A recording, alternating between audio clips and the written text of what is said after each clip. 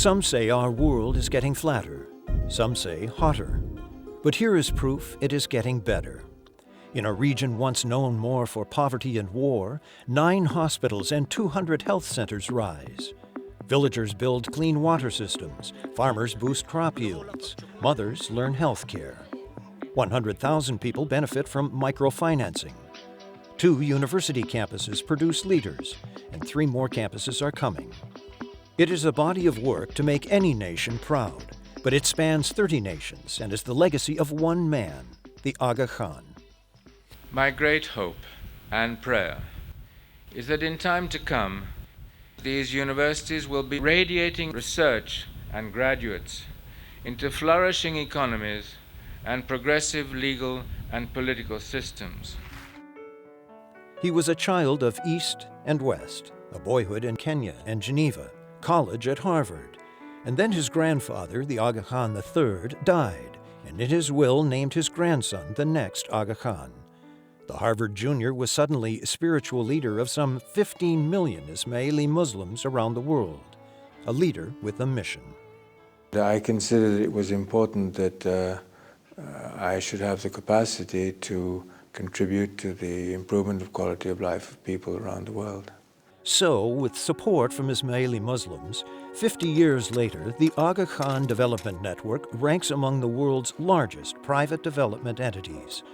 80,000 workers helping 30 nations across the developing world, with a budget of $625 million a year. The AKDN set a new model for helping the developing world.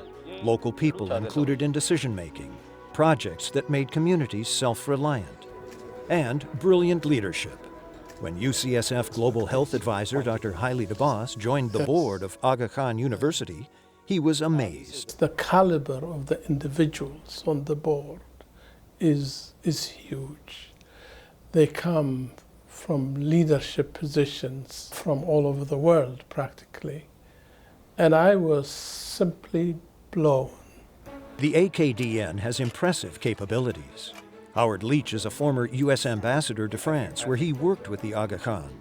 When the Taliban blew up bridges bringing food into Afghanistan, the Aga Khan spent a little bit of money, put up 2 pontoon bridges, and the trucks began rolling to be sure that the people of Afghanistan had food for the winter.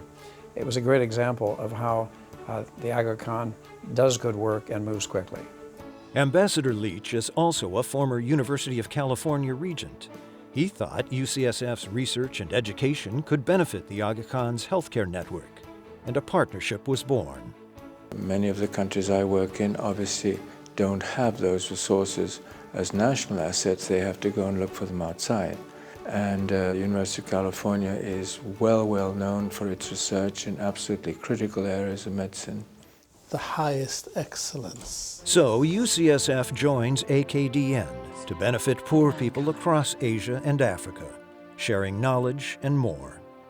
The fruits of his work go beyond just improving the human condition. Because of his tremendous credibility in both the Muslim world and the Western world, he is a force for understanding between these two worlds. His message is simple. If we help societies create their own support systems for health, education, and economic development, then societies will evolve positively and without too much difficulty. Now that sounds over-optimistic, and it might well be, but that's the goal. And it's that idealism that reminds his old friend, former Governor Arnold Schwarzenegger, of another idealist who bettered our world, his own father-in-law, Sergeant Shriver. Because he's also all about service, serving others, and doing something that is much greater than ourselves, which is causes that affect people. And that's how he approaches life, that's how he approaches the day. So I'm inspired by that. He has been fantastic. And that leaves just one question for the man who bridged East and West. How does a Harvard graduate feel getting a medal from UCSF?